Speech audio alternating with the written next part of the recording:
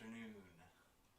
I definitely would not mind doing a meeting every now and then, especially one where I cannot do it off the fly, off the top of my head, and maybe prepare for a little bit. Now I'm waiting for my screen share to turn on.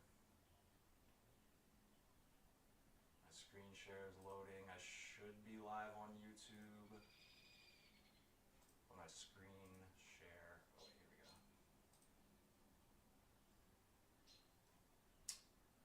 Okay, should be on YouTube, should be live, and hopefully everyone can hear me. Good afternoon, my name is Patrick Hawe. I'm an associated member of T3 Trading Group, which is an SEC registered broker-dealer, and member of FINRA SIPC. All trades placed by myself are placed through T3 Trading Group. You should carefully consider whether trading is suitable for you in light of your own financial conditions. YouTube seems to be quiet every time. I can't fix it. I don't know. I'm sorry. I don't know why it does that on YouTube and is fine here. I have no idea. And we don't really have a tech team right now, so hopefully we can fix that soon, but I don't know why it would be super loud and fine in one avenue and then in the other be quiet. It doesn't really make any sense to me. So my apologies to the YouTube people. Crank those knobs up a little bit. Okay, so yeah, anyway, take your time, read this disclosure, please, and thank you. And position disclosure, same as yesterday, no new swings for me at all. Market's definitely still in crazy town, so let's do it. Okay, I feel like I'm really not even gonna have that. Much to talk about today. I went over kind of a lot yesterday, I feel like, with more of bigger picture stuff that we're thinking about and that I'm thinking about and looking at as well. Is Oxy out? Is coin out? Coin's down, not surprising at all. Oxy's not really trading. Yeah, so market today, yesterday, I guess let's just start with where we ended yesterday. So yesterday we closed poorly, and we were basically looking for a somewhat sizable gap down for like a short-term long in the morning. That did not play out. We ended up gapping up pretty large, like 1.5%. So it was a sizable gap, but you know, just because it's a sizable gap does not mean, okay, it's 100% gap and go time, because you got to kind of look at the context of where things are coming from. And although we were gapping up big and almost erasing yesterday's candle, it's not like shorts are, worried. Shorts are, unless no one is brand new shorted yesterday. I'm sure some people were, but for the most part, shorts are riding the wave. They're riding their downtrend. They're not super stressed at SPY 405 this morning. So on one hand, it was a sizable gap up, but on the other hand, it still was technically a common gap up, and gaps do tend to get filled. So the game plan of a gap down for the morning long did not work. They gapped it up. This market is doing anything and everything possible to make it as frustrating as possible and as difficult as possible for both sides of the market, which is what the market tends to do when things get crazy like this. So, close really weak, look absolutely terrible, and then gap up almost 2% for no real reason. So yeah, intraday action, open with a big gap up, shake around a little bit.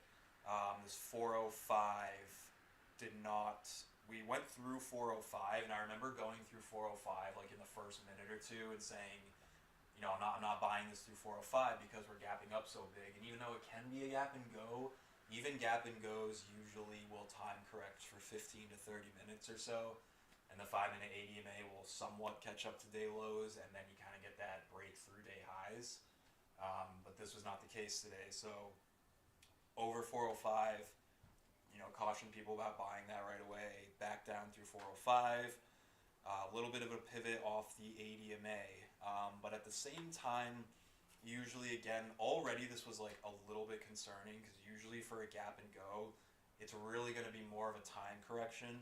And that makes sense, I guess you could say theoretically, with how the flow of money should go in like that max pain scenario where a gap and go is a max pain for both shorts because it's gapping up too big, and then perhaps longs because they're not exposed at all and they need to chase back in.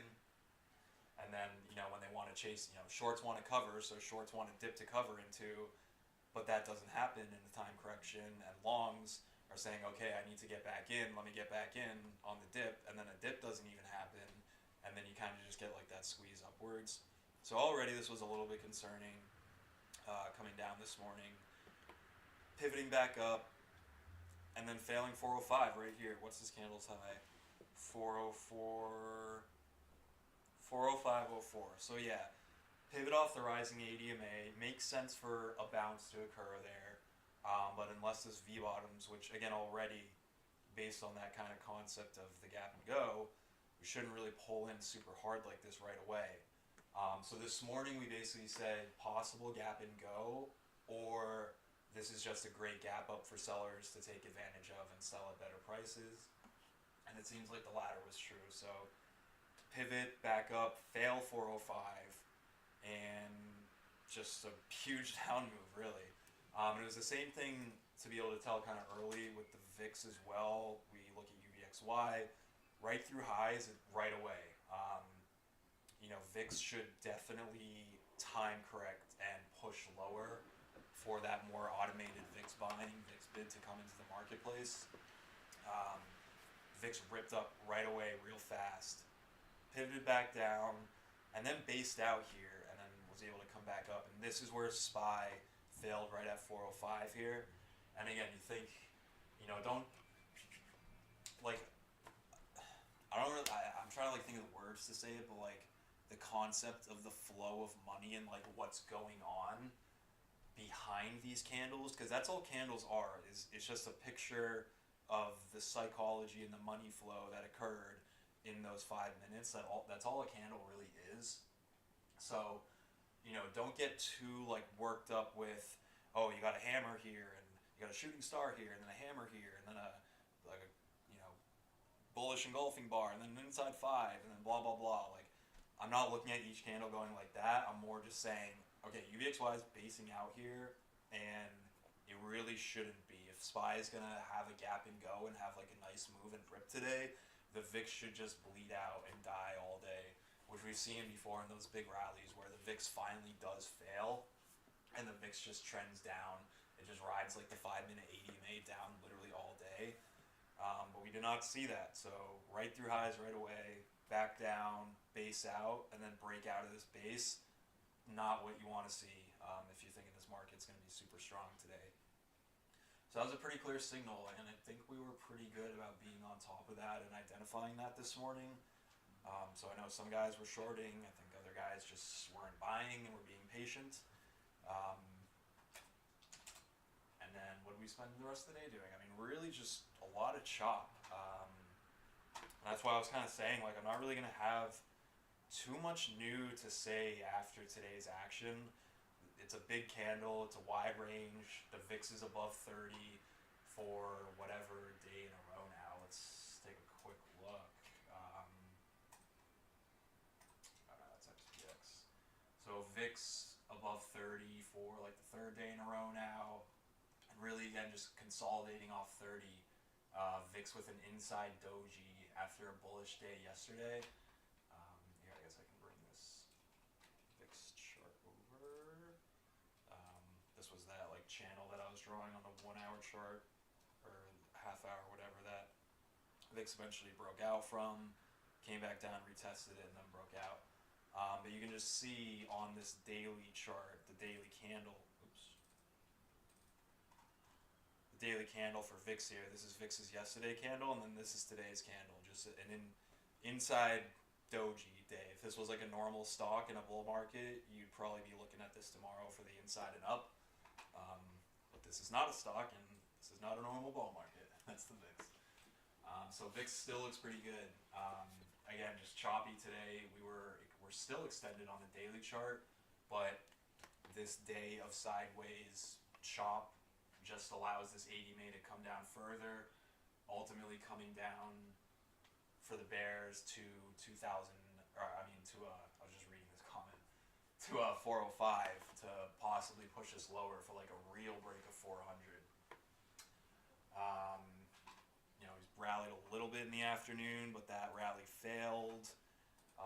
While we rallied in the afternoon, VIX came down a little, but VIX did not break new lows, did not get to new lows, based out, came back up. And that's that. So overall, just well, maybe not every day's been choppy, but a choppy and another tough day for sure. The action has been pretty garbage in terms of option flow. All the flow, we've been talking about it throughout the day as well. All the flow that we've been seeing, for the most part, has all been like squeeze flow. It's like weekly calls or calls for next week or something. It's all squeeze flow, bounce flow. It's not like real buying with real size where they're coming in and buying Apple, Nvidia, AMD, $1 million orders at a time going out to September, October, and stuff like that. It's all just like weekly squeeze flow. So doesn't seem to be real buying yet. Sellers are definitely still in control. That scenario, the two scenarios this morning, either a gap and go because the gap's so big, or this is just a great gap up for sellers to take advantage of.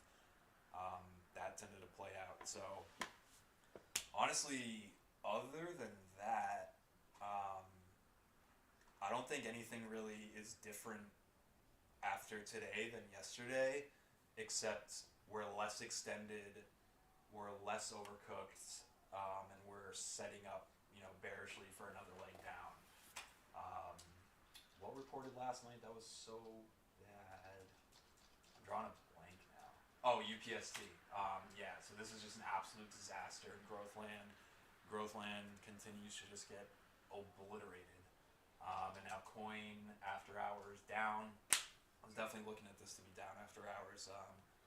Coin down, Roblox down. Roblox was up, now down. Roblox, wow, $20, bounced off 20, but looking pretty heavy there.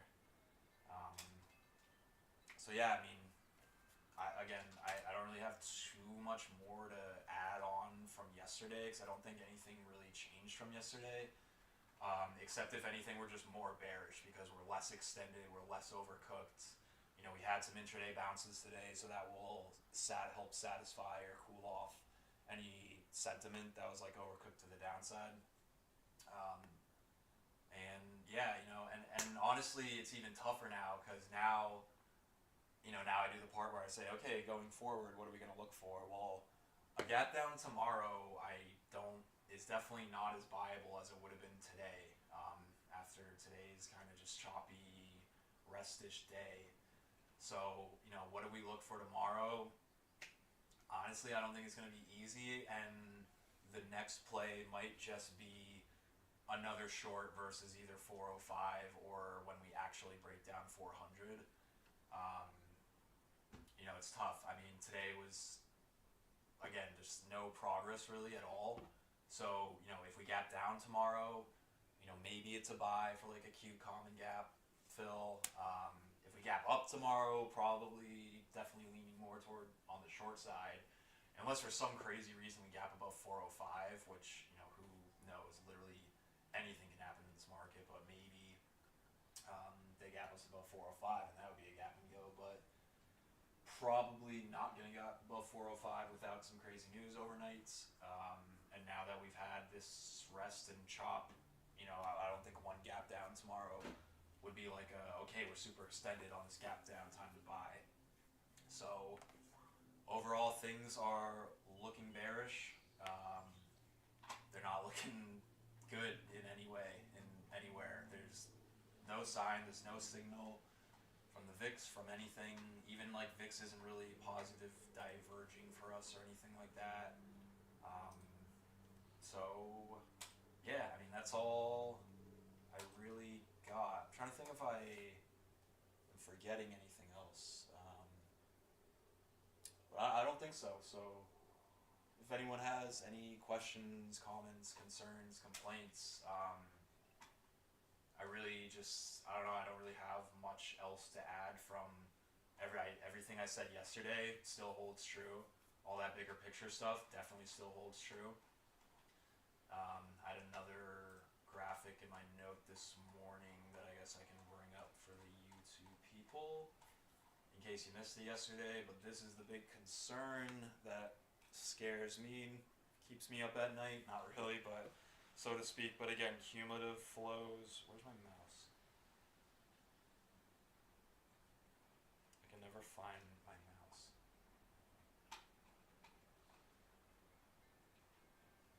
Oh my god, I'm driving myself crazy trying to bring this mouse over to my other screen right now.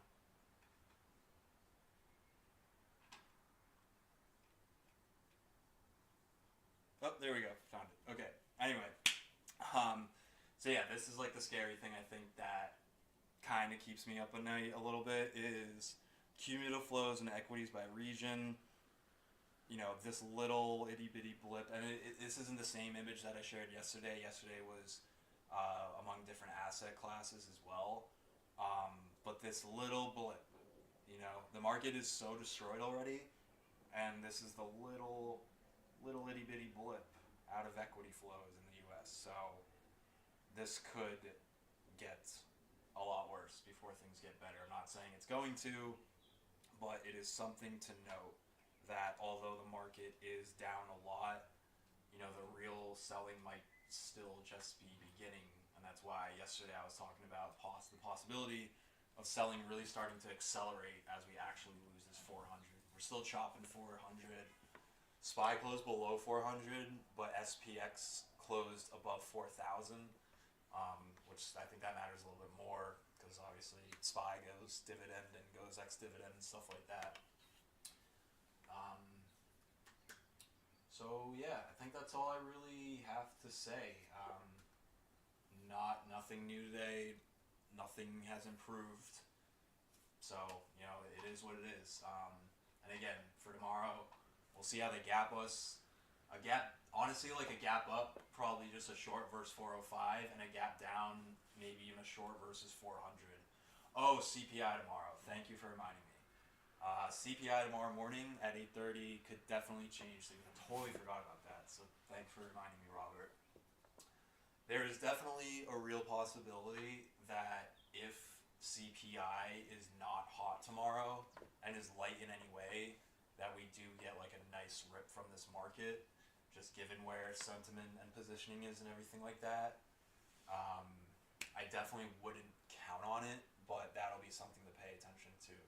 So that's true, Robert. So yeah, CPI tomorrow morning, 8:30 a.m. Eastern time. Let me see if I can see expectations. I can't see that. But yeah, so inflation, CPI, big number tomorrow morning at 8:30. We'll see if that shows any signs. And if it's hot, I mean, I don't know. You might want to just come back in a month if CPI is hot tomorrow and they wreck this market, because that is just going to be fuel for the Fed. But that's like the play that a lot of people are looking at, is for CPI to be not too crazy tomorrow and the market rips off that. So definitely one to watch, and it's going to be all in the pre-market. So it is what it is. It's kind of annoying when moves happen like that pre-market, but that will be one to watch. So we'll see how they gap us, and we'll see how they treat CPI. We'll see what CPI is, and we'll see how they treat it, and we'll go from there. So yeah, that's actually, I think, all I really have to talk about now. So anyone has any questions, comments, concerns, complaints, feel free to share them.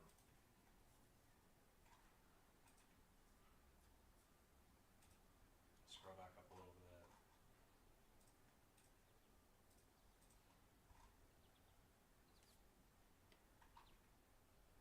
Warren buying or selling Oxys? Definitely buying. It's definitely not selling, that's for sure.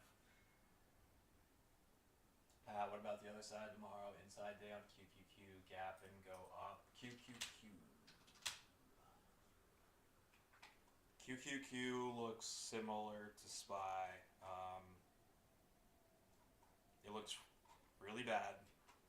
This is a parabolic downslope that is getting accelerated, but it's a little too early to step in and buy. I think it's not like Like if we're extended down to here, that'd be really crazy, but it's not anything too crazy. If they gap us up big, 305 really, I think just 305 and 300 to watch for Qs. And I totally forgot about the CPI number when I started this meeting. So that's going to be pretty big. That's going to be a market moving event for sure. So, CPI is not too hot. You can probably just come in and buy Qs right away. And 300, 305 to watch. And it's not impossible to get to 320 either. 310, 320 as well. We are still a little bit extended to the downside, so I guess we'll see how they treat CPI.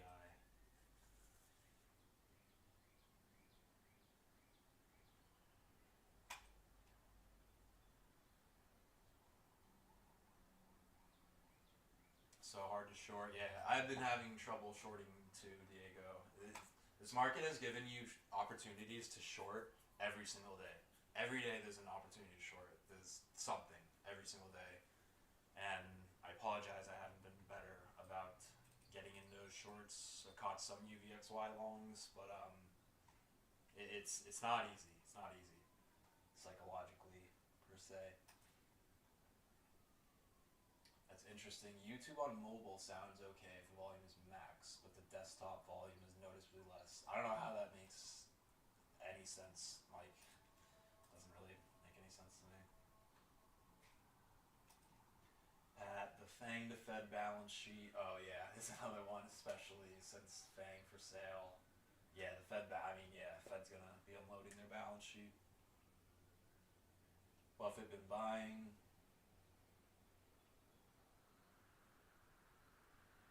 If tomorrow we will get lower CPI numbers, wouldn't that be more bullish for the market? Yeah, so if CPI is lower than expectations, that means inflation is cooling. It might indicate that inflation is starting to cool. So yeah, that would definitely be good for the market. Qs, the whole market probably rips higher if that happens. I'm not sure if that's going to happen, but that's a lot. That's the play that a lot of people are talking about now. Is a beat, or I guess a miss on CPI, however you want to phrase it. So yes, Robert.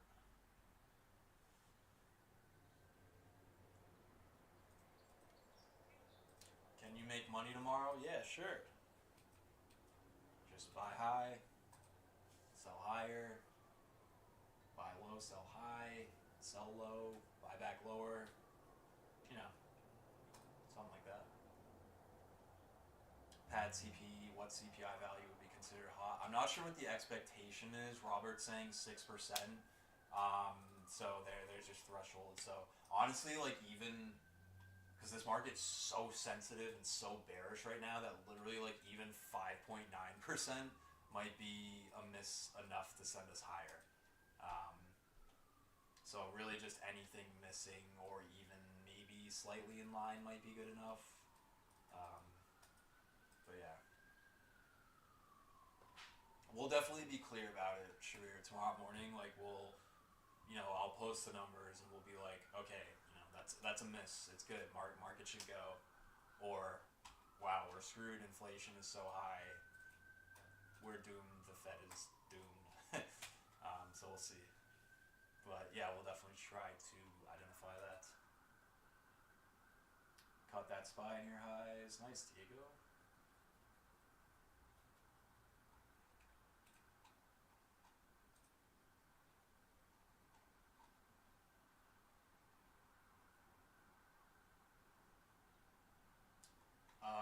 I'm sorry everyone on YouTube.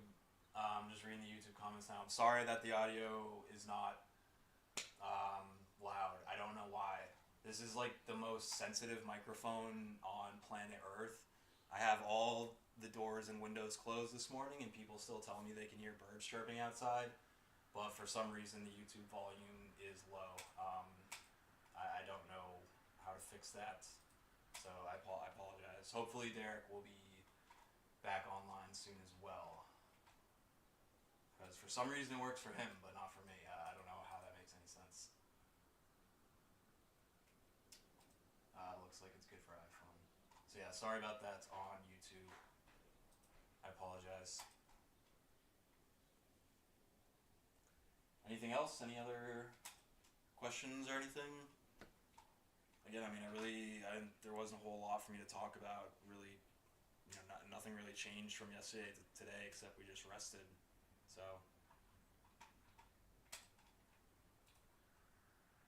cool. All right. I guess we're good then. So yeah, we'll see how they gap us, and more importantly, we'll see what CPI is looking like tomorrow. Definitely gonna be market moving. So, set your alarms for whatever before 8:30. So you're ready for 8:30, because the market's definitely gonna move off of it. So we'll see how it goes. Have a good night, and we'll see you tomorrow morning.